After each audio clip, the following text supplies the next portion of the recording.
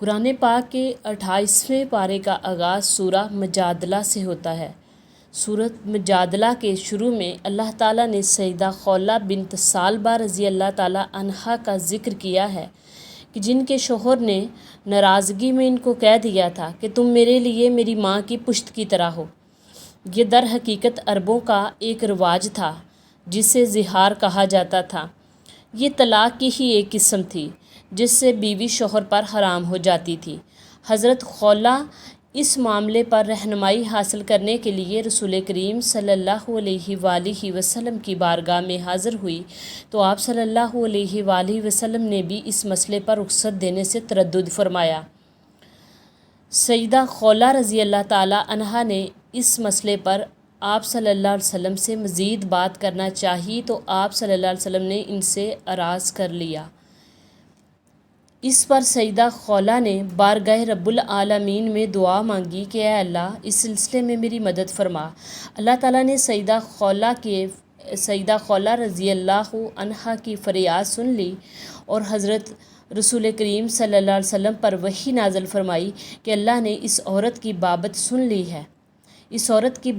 لی ہے جو آپ صلی اللہ علیہ وسلم سے اپنے شوہر کے بارے میں بحث کر رہی تھی اور اللہ تعالیٰ آپ دونوں کا مکالمہ سن رہا تھا۔ بے شک اللہ خوب سننے اور بڑا دیکھنے والا ہے۔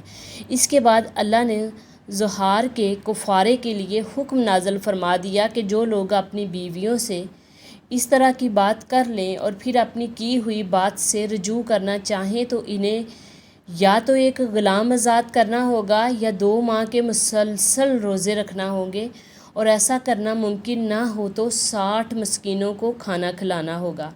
اس سورہ مبارکہ میں اللہ تعالیٰ نے محبت اور نفرت کا معیار بھی بتایا کہ اللہ تعالیٰ سے محبت کرنے والا کوئی شخص ایسا نہیں جس کے دل میں اللہ تعالیٰ کے دشمن کے بارے میں محبت ہو۔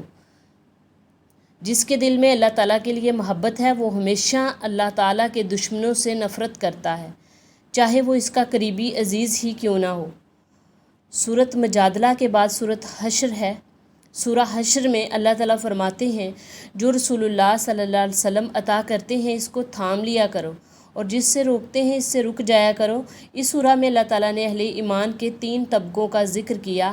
ایک طبقہ وہ کہ جنہوں نے اپنے ایمان کی حفاظت کے لیے ہجرت کی اور اپنا گھر بار اور اموال کو اللہ تعالیٰ کے فضل اور رضا کے حصول کے لیے خیر باد کہہ دیا۔ دوسرا طبقہ انصاری صحابہ کرام کا تھا جو مہاجرین سے محبت کرتے تھے اور ان کو دیے گئے مال کے بارے میں اپنے دل میں معمولی سی تنگی بھی محسوس نہیں کرتے تھے اور انہیں اپنے آپ پر ترجیح دیتے تھے چاہے انہیں خود تنگی کا سامنا کرنا پڑتا ہو۔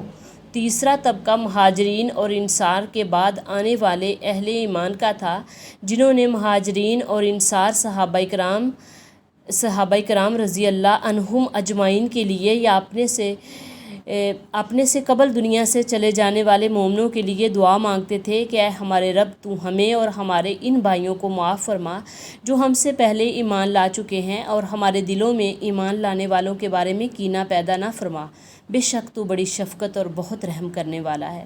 اس سورہ میں اللہ تعالیٰ نے اس امر کا بھی ذکر کیا کہ اگر اللہ تعالیٰ قرآن مجید کو کسی پہاڑ پر نازل فرماتے تو پہاڑ اللہ تعالیٰ کے خوف سے ریزہ ریزہ ہو جاتا، اور ان مثالوں کو اللہ تبارک و تعالیٰ غور و فکر کرنے والوں کے لیے بیان فرماتے ہیں۔ سورۃ حشر کی آخری 3 آیات میں اللہ تعالیٰ کے اسماء الحسنہ کا ذکر ہوا ہے۔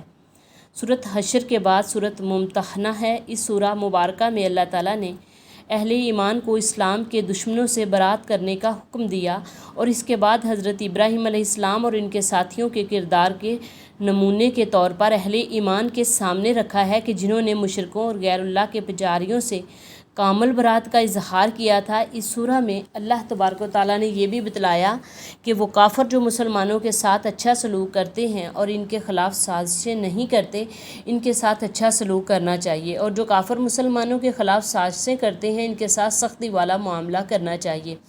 اس سورہ میں اللہ تبارک و تعالیٰ نے مسلمان عورتوں کے کافر مردوں کے ساتھ نکاح کو ناجائز قرار دیا اور یہ بھی بتلا دیا کہ اگر کافر عورت ہجرت کر کے اہل ایمان کے پاس آ جائے تو اہل ایمان کو حق مہر ادا کرنے کی صورت میں اس عورت کے ساتھ نکاح کرنے کی اجازت ہے۔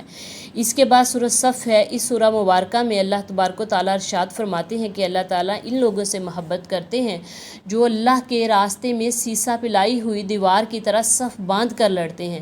اس صورت میں اللہ تبارک و تعالیٰ نے جناب موسیٰ علیہ السلام کے اس فرمان کا بھی ذکر کیا کہ انہوں نے اپنی قوم کے لوگوں کو کہا تھا کہ تم مجھے کیوں تکلیف دیتے ہو جبکہ تمہارے علم میں ہے کہ میں اللہ کا رسول ہوں۔ جب وہ سیدھے راستے پر نہ آئے تو اللہ تعالیٰ نے ان کے دلوں کو ٹیڑھا کر دیا۔ اس کے بعد سورہ جمعہ ہے۔ اس سورہ مبارکہ میں اللہ تبارک و تعالیٰ نے یہود کے ان علماء کا ذکر کیا ہے جو تورات کو پڑھتے تو ہیں لیکن اس پر عمل نہیں کرتے۔ اللہ تعالیٰ فرماتے ہیں کہ ان کی مثال ایسی ہے جیسے گدھے پر کتابوں کو لاد دیا جائے جو کتابوں کا بوجھ تو اٹھا سکتا ہے لیکن اس کے معنی اور مفہوم کو سمجھ نہیں سکتا۔ اس سورہ مبارکہ میں اللہ تعالیٰ نے مومنوں کو نماز جمعہ کے آداب بتلائے ہیں کہ جب جمعہ کی اذان ہو جائے تو کاروبار چھوڑ کر فوراً جمعہ کی طرف متوجہ ہو جانا چاہیے اور جب جمعہ کی نماز کو ادا کر لیا جائے تو اس کے بعد کاروبار کرنے کی اجازت ہے۔ سورہ جمعہ کے بعد سورۃ منافقون ہے۔ اس میں اللہ تعالیٰ نے اس امر کا ذکر کیا کہ منافق رسول کریم صلی اللہ علیہ وسلم کے پاس آ کر قسمیں کھا کر شہادت دیتے تھے کہ آپ صلی اللہ علیہ وسلم اللہ کے سچے رسول ہیں۔ اللہ تعالیٰ ارشاد فرماتے ہیں کہ اللہ کو پتہ ہے کہ یقیناً آپ اس کے رسول ہیں لیکن اللہ گواہی دیتا ہے کہ منافق جھوٹ بولتے ہیں۔ اس کے بعد اللہ تعالیٰ نے یہ بھی ذکر کیا کہ دنیا کا مال و دولت اور ان کے جسموں کی کیفیت دیکھ کر عام انسان متاثر ہوتا ہے لیکن منافقوں کے لیے آخرت میں کچھ بھی نہیں ہے۔ اس کے بعد سورۃ تغابن ہے۔ سورۃ تغابن میں اللہ تعالیٰ ارشاد فرماتے ہیں کہ جو مصیبت بھی آتی ہے اللہ کے حکم سے آتی ہے اور جو کوئی اللہ پر ایمان لاتا ہے تو اللہ تعالیٰ اس کی رہنمائی فرما دیتے ہیں۔ اس سورہ مبارکہ میں اللہ تعالیٰ نے یہ بھی ارشاد فرمایا کہ جس حد تک ممکن ہو اللہ تعالیٰ کے ڈر یعنی تقویٰ کو اختیار کرنا چاہیے۔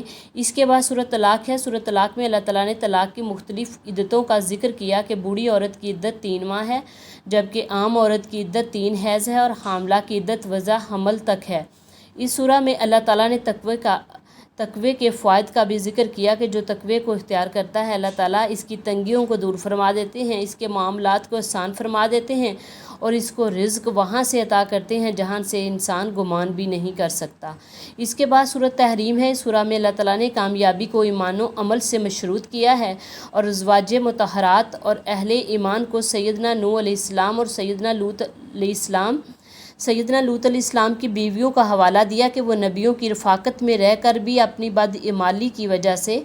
اپنی بدعملی اور بدعمالی کی وجہ سے ناکام ہوگی اور ان کے مد مقابل فرعون کی بیوی آسیہ سلام علیہا اور سیدہ مریم سلام اللہ علیہا کامیاب رہی کہ جنہوں نے اللہ تبارک و تعالیٰ کی بندگی کو اختیار کیا اور اپنے کردار کو ہر طرح کی آلودگی سے بچا لیا۔ دعا ہے کہ اللہ تبارک و تعالیٰ ہمیں قرآن مجید میں مذکور مضامین سے نصیحت حاصل کرنے اور ان کی تعلیمات پر عمل کرنے کی توفیق عطا فرمائے۔ آمین یا رب العالمین۔